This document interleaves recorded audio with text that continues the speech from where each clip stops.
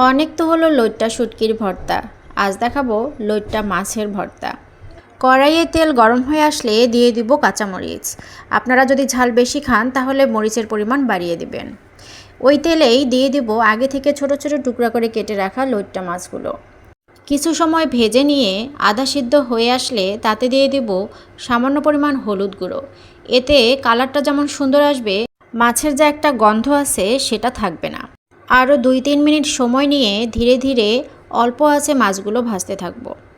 যখন মাছ মুচমুচে হয়ে আসবে তখন নামিয়ে নিব। এরপর একটা বাটিতে ভাজা মাছ, ভাজা মরিচ এবং কাঁচা পেঁয়াজ কুচি নিয়ে তাতে দিয়ে দেবো পরিমাণ মতো লবণ।